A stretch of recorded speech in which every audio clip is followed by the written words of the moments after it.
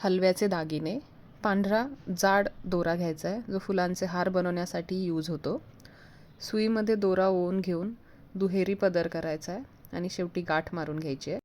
Medium साईजचे golden मणी दोऱ्यामध्ये ओवून घ्यायचे. 2 मण्यांच्या मध्ये जो गॅप राहतोय त्यामध्ये आपल्याला एक तिळगुळ फिक्स करायचा आहे आणि दुसरा मणी ओढून घेऊन टाईट करायचा आहे. यासाठी काटेरी तिळगुळाचा वापर करावा जेणेकरून दोरा त्या काट्यांमध्ये अडकून राहील आणि इझिली हे दागिने सुटणार नाहीत आणि खराब होणार नाहीत.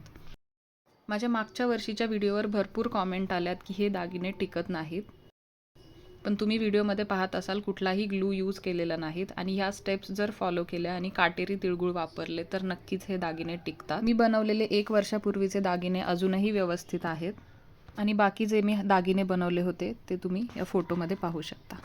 थँक्यू.